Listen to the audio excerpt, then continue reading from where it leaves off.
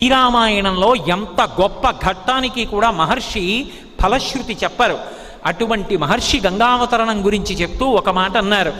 ఇదమాఖ్యానమవ్యగ్రో గంగావతరణం శుభం యశృణోతి చకాకుచ్ఛ సర్వాన్ కామానవప్నుయాత్. ఈ గంగావతరణం అనేటటువంటి కథ చెప్పబడిన ఈ గంగావతరణం గురించి విన్న అటువంటి వాళ్ళందరికీ కూడా సమస్త కామితములు ఈడేరుతాయి. అటువంటి వాళ్ళందరూ కూడా గంగ గురించి విన్నత్త మాత్రం చేత వాళ్ళు ఆ రోజున గంగా స్నానం చేసినటువంటి ఫలితం లభిస్తుంది. అందున పక్కనే కాళేశ్వర క్షేత్రంలో త్రివేణీ సంగమంలో పుష్కర స్నానం లభిస్తున్నటువంటి పుణ్య సమయంలో ఆదివారం ఇవాళ శనివారం స్థిరవారం మందవారం అమావాస్యతో కూడినటువంటి పరమ పవిత్రమైనటువంటి వేళ అమావాస్యని పర్వము అని పిలుస్తారు. అటువంటి పర్వంలో ప్రదోష వేళ మంత్రకూటమై గౌతమ మహర్షి యొక్క తపస్థావరమై గోదావరి పక్కన ప్రవహిస్తూ అనేక శివాలయాలకి ఆటపట్టై వేదమునకు స్థానమైనటువంటి మంథని వంటి ఊళ్ళో ప్రదోష వేళలో గంగావతరణం చెప్పుకుని నేను విని మీరు తరిస్తామని గంగావతరణ ఘట్టాన్ని ఈ పరమశివుని యొక్క అనుగ్రహ విశేషం గురించి చెప్తున్నప్పుడు జ్ఞాపకానికి వచ్చి ఇవాళ అనుసంధానం చేయడం జరిగింది. అంత గొప్ప గంగావతరణం. అందుకే శంకర భగవత్పాదులు అంటారు, గంగ ఎంత గొప్పది అంటే భగవద్గీత కించిదీత గంగాజలలవ కణికాపీత సకృతపియేన మురారి సమర్చా క్రియతే తస్య యమేన నచ్చ. అసలు గంగానదిలో ఉన్నటువంటి జలం ఒక చుక్క నాలుక మీద పరమ పవిత్రమైనదన్న భావనతో నాలిక మీద వేసుకున్నటువంటి వాడికి యమధర్మరాజుతో చర్చ లేదు. ఆయనతో మేమెందుకు చర్చిస్తామండి అనుకుంటాం. ఆయనేమో రా తీసుకుపోతానని పాశాలు వేస్తాడు. అయ్యో రాను రానని మనం అంటాం. చర్చ ఉండదంటే అసలు యమదర్శనం ఉండదు.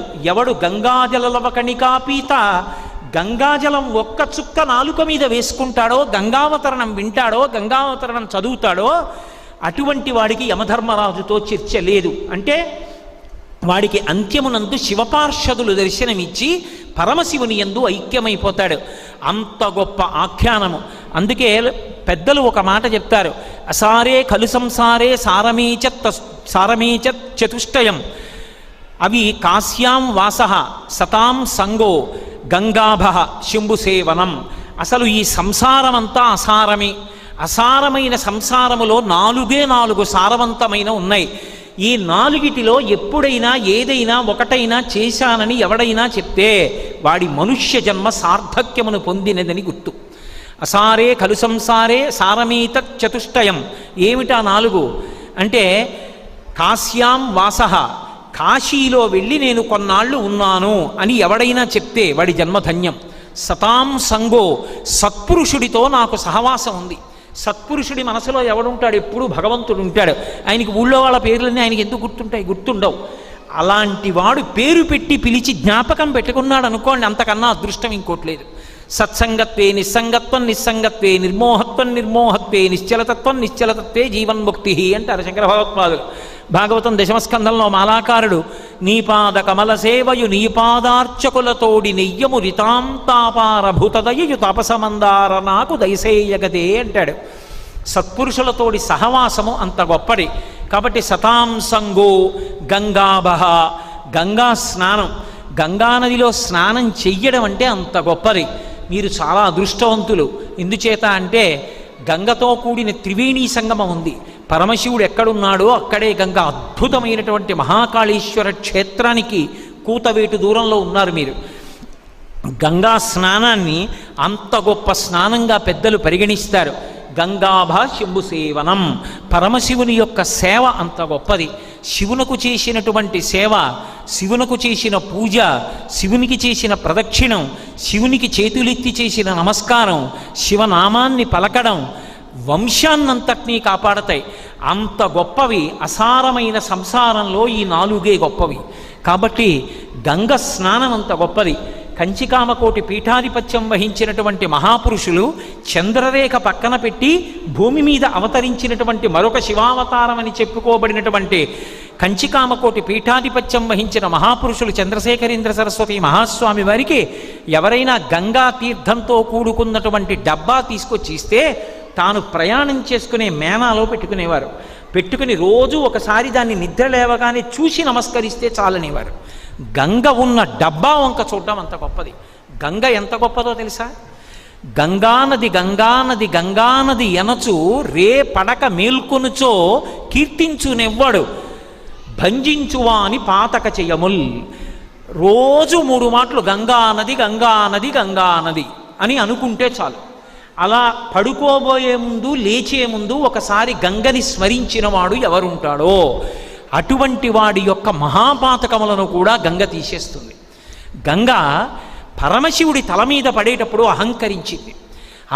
ఈయనంతటి వాడు ఈడ్చవతల పారేస్తానంది. అదే గంగ తన తప్పు దిద్దుకోవడం ఎలా అనుకుందిట. నమఃకపర్దినీచ వ్యుక్త కేశాయ చ. పెద్ద జటాజూటంతో ఉన్న శంకరుడే బోడిగుండుతో శంకరాచార్యుల వారిగా వచ్చాడు. శంకరాచార్యుల వారిగా కాశీపట్టణానికి శంకరులు వస్తూ ఉంటే గంగ కెరటాలు ముందు ముందుకొచ్చేట. ఆనాడు నీ శక్తి తెలుసుకోలేక అహంకరించి నెత్తి మీద పడ్డా, ఈనాడు నీ కాళ్ళ మీద పడతానని కెరటాలు ముందుకొచ్చేన కాళ్ళు కడిగేయట. గంగ అంత పవిత్రం. ఏ నదినైనా అమ్మా అని కలిపి పిలవడం తక్కువ. యమునమ్మ, ఏదో పినాకినమ్మ అలా పిలవం, కానీ గంగమ్మ అంటాం, అమ్మ అని పిలుస్తాం. గంగ పేరు చెప్తే చాలు పరవశించిపోతాం. గంగకి ప్రత్యేకం పూజ చేస్తాం. గంగానదికి హారతులు ఎత్తుతారు. అటువంటి గంగ, అందున గంగకి కాశీ గంగా అని ఒక ప్రఖ్యాతి. ఎక్కడైనా గంగేగా, హరిద్వార్లోనూ గంగే, కాశీలోనూ గంగే, ఎక్కడైనా గంగే, అలహాబాద్లోనూ గంగే. మరి కాశీలో గంగని ప్రత్యేకత ఏమిటి అంటే, పుట్టినదాదిగా గంగా ప్రవాహం దక్షిణ దిక్కుకి ప్రవహిస్తూ వచ్చి కాశీపట్టణం దగ్గర ఉత్తరానికి తిరుగుతుంది. మనం పునరపి జననం పునరపి మరణే పునరపి జననం పునరపి మరణం పునరపి జననీ జఠరే చైనం ఇహ సంసారే బహుదుస్తారే కృపయాపారే పహిమురారే అని ఇన్ని కోట్ల జన్మలు ఎత్తి ఎత్తి ఎత్తి అలయక సొలయక వేసట నొలయక రే పగలు సంధ్యలు ఆ యమధర్మరాజుతో పోరాటం చేసి శరీరాన్ని విడిచిపెట్టి మళ్ళీ శరీరాన్ని పుచ్చుకొని అలసట లేకుండా జన్మ పరంపరలలో తిరుగుతూనే ఉంటాం. ఎన్ని జన్మలెత్తినా చిట్ట చివరికి ఈ శరీరం మాత్రం దక్షిణ దిక్కున ఉన్నటువంటి యమస్థానమైనటువంటి ఆ శ్మశానంలోకి వెళ్ళిపోతుంది. కానీ ఎవడు తన జీవితంలో ఇక మళ్ళీ ఇంకొకసారి నా శరీరం శ్మశాన వాటికకి వెళ్ళకూడదు అంటే నేను పుట్టకూడదు అనుకుంటాడో, వాడు పుట్టకుండా ఉండాలి అంటే జ్ఞానం కోసం ఉత్తర దిక్కున కూర్చున్నటువంటి దక్షిణామూర్తి మృత్యుంజయుడు పరమశివుడి వైపుకి తిరుగుతాడు. అందుకే ఉత్తర దిక్కు ఉత్తమ దిక్కు. కైలాసం మీద పరమశివుడు దక్షిణామూర్తి అయి కూర్చుని ఉంటాడు. ఎవడు పరమశివుడి వైపుకి తిరుగుతాడో, ఎవడు శివభక్తి తత్పరుడవుతాడో వాడు మళ్ళీ పుట్టడు. గంగ కాశీ వరకు దక్షిణానికి వచ్చి కాశీలో ఉత్తరానికి తిరుగుతుంది. మనుష్య జీవితం కూడా దక్షిణ దిక్కుకు వెళ్ళిపోవడం కాదు, భోగములను అనుభవించి అనుభవించి ఇంద్రియములకు వశుడై చిట్ట చివరి శరీరం పడిపోయి మళ్ళీ పుట్టడానికి ఇంకొక శరీరంలోకి వెళ్ళడం కాదు. ఇక మళ్ళీ పుట్టవలసిన అవసరం లేకుండా ఆఖరి ఊపిరిలో పరమాత్మ స్మరణ చేస్తూ వెళ్ళిపోగలిగినటువంటి అదృష్టమును పొందాలి అంటే జీవితంలో తన యొక్క అనుష్ఠానం ఉత్తర దిక్కున ఉన్నటువంటి పరమశివుని వైపుకి తిరగాలి. అలా ఎవరికి తిరిగిందో వాడు మళ్ళీ పుట్టడు. అందుకే కాశీగంగా అని కాశీ గంగా స్నానం అంటారు.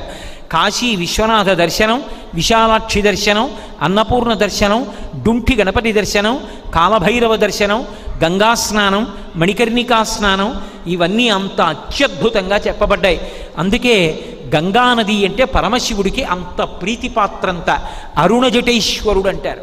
మన వైపు పెట్టుకోగానే దక్షిణ దేశంలో ద్రవిడ దేశం వైపుకి పెడితే చాలామంది తమ బిడ్డలకి అరుణజటేశ్వరుడు అని పేరుంచుతారు. ఎర్రని జటలు కలిగిన వాడు, ఎప్పుడు తపస్సులో ఉంటాడు కాబట్టి ఆయన జుట్టు ఎర్రగా ఉంటుంది.